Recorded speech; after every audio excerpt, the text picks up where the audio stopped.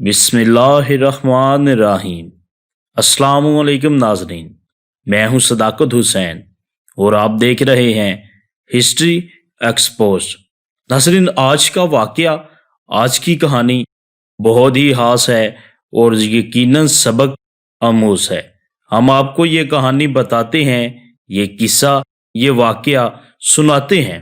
اس سے پہلے ہماری آپ سے گزارش ہے کہ اگر آپ ہمارے چینل پہ نئے ہیں اور آپ نے ہمارا چینل ہسٹری ایکسپوز سبسکرائب نہیں کیا تو کر لیجئے اور بیل آئیکن کے بٹن کو بھی ضرور پریس کیجئے تاکہ آپ کو ہماری آنے والی تمام ویڈیوز بآسانی ملتی رہیں، اور اس کلپ کو بھی اینڈ تک ضرور دیکھیے گا تاکہ یہ نصیحت آموز کہانی آپ جان پائیں۔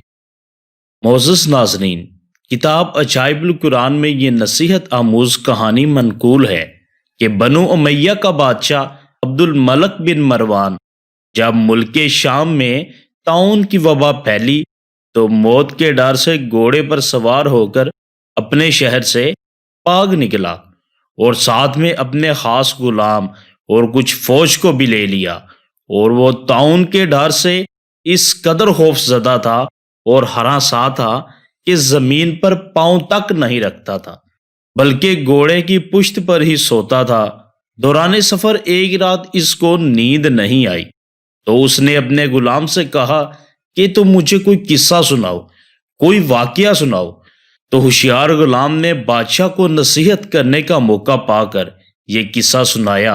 ایک لومڑی اپنی جان کی حفاظت کے لیے ایک شیر کی خدمت گزاری کیا کرتی تھی، تو کوئی درندہ شیر کی ہیبت کی وجہ سے لومڑی کی طرف دیکھ نہیں سکتا تھا، اور لومڑی نہایت ہی بے خوف اور اطمینان کے ساتھ شیر کے ساتھ زندگی بسر کر رہی تھی۔ اچانک ایک دن ہوا کیا، ایک عقاب لومڑی پر چپٹا تو لومڑی بھاگ کر شیر کے پاس چلی گئی اور شیر نے اس کو اپنی پیٹھ پر بٹھا لیا۔ عقاب دوبارہ چپٹا اور لومڑی کو شیر کی پیٹھ سے اسے جنگل میں دبا کر لے گیا اور اڑ گیا۔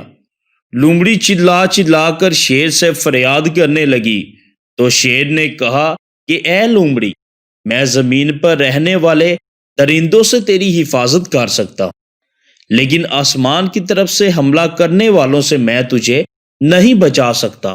یہ قصہ سن کر عبد الملک بادشاہ کو بڑی نصیحت حاصل ہوئی اور اس کی سمجھ میں یہ بات آ گئی کہ میری فوج ان دشمنوں سے تو میری حفاظت کر سکتی ہے جو زمین پر رہتے ہیں، مگر جو بلائیں اور وبائیں آسمان سے مجھ پر ہمراہ آور ہوں، ان سے مجھ کو نہ میری بادشاہیت بچا سکتی ہے، نہ میرا خزانہ اور نہ ہی میرا لشکر میری حفاظت کر سکتا ہے۔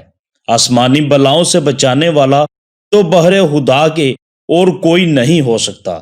یہ سوچ کر عبد الملک بادشاہ کے دل میں طاعون کا خوف جاتا رہا اور وہ رضائے الہی پر راضی ہو کر اپنے گھر چلا گیا، اپنے شاہی محل چلا گیا اور اپنے شہر جا کر زندگی گزارنے لگا۔ ناظرین، یہ نصیحت آموز واقعی نصیحت سے بھرا ہے۔ ہمیں یہ جان لینا چاہیے، ہمیں یہ سمجھ لینا چاہیے کہ جو بھی ہوتا ہے اللہ تبارک و تعالیٰ کی طرف سے ہوتا ہے۔ جب ایسی مشکل گھڑی آئے تو ہمیں اللہ پاک کی طرف رجوع کرنا چاہیے۔ دعاؤں میں یاد رکھیے گا۔ السلام علیکم ورحمۃ اللہ وبرکاتہ۔